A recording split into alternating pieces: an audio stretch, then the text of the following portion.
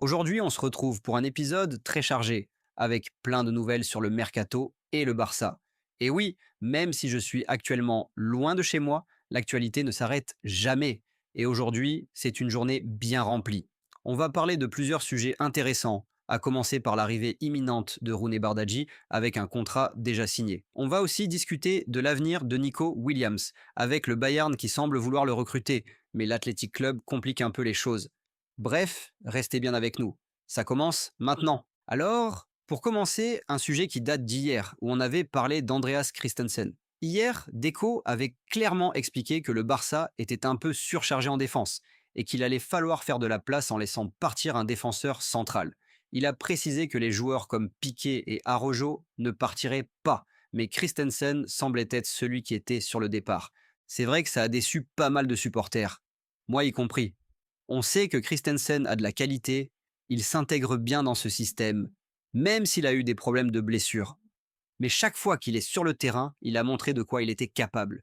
D'ailleurs, il ne veut pas partir. Son entourage le répète, il veut rester au Barça. Il lui reste 1 an de contrat, et il est donc libre de choisir son avenir. Il a même reçu des offres énormes de l'Arabie Saoudite qu'il a refusées, préférant honorer son contrat avec le Barça. C'est un peu un dilemme, car bien qu'on soit content qu'il veuille rester, le club a besoin de vendre pour faire de la place financièrement et pour des joueurs comme Nico Williams.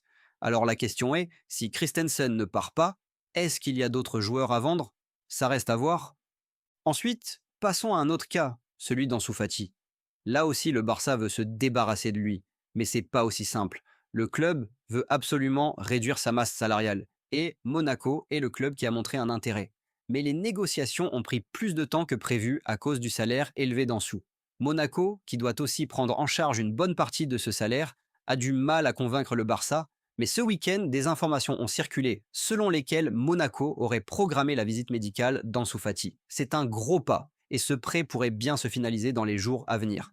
Enfin, une des informations les plus intéressantes, c'est l'arrivée de Rooney Bardghji. L'affaire a avancé très rapidement. Quelques jours après les premières rumeurs, le transfert est déjà bouclé. Le Barça a payé 2 millions d'euros, plus des bonus pour ce jeune talent de 19 ans en provenance de Copenhague. Porto avait aussi montré son intérêt, mais c'est le Barça qui a su convaincre le joueur. Cependant, Copenhague a négocié un pourcentage sur la revente, 15% pour être précis, et cela montre que ce transfert n'est pas encore complètement réglé, car il devra passer une visite médicale, d'autant plus qu'il revient d'une grave blessure au genou.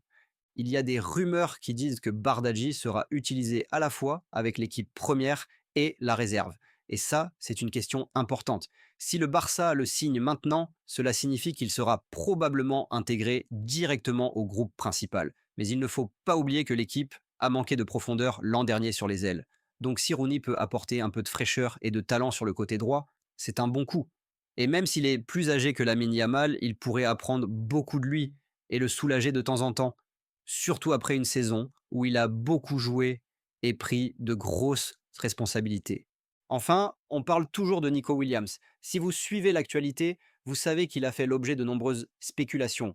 Le Bayern Munich a augmenté son offre pour le jeune joueur, lui proposant un salaire annuel de 10 millions d'euros net. C'est une somme considérable comparée à ce que le Barça peut lui offrir. Cependant, la situation se complique à cause de l'Athletic Club qui, contrairement au Bayern, refusent de négocier avec le Barça. Ils exigent que le clause de libération soit payé en une seule fois, ce qui complique les choses.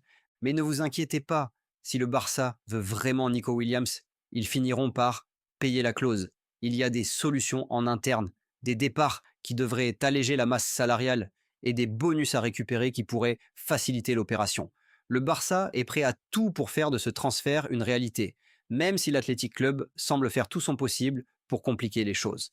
Voilà les dernières nouvelles concernant le Barça. C'est une période de transfert assez mouvementée, avec beaucoup de décisions à prendre et de dossiers à régler. Mais il semble qu'on se dirige vers un mercato intéressant. N'hésitez pas à partager vos avis sur ces différentes affaires, notamment sur l'arrivée de Rooney Bardghji et la situation de Nico Williams dans les commentaires.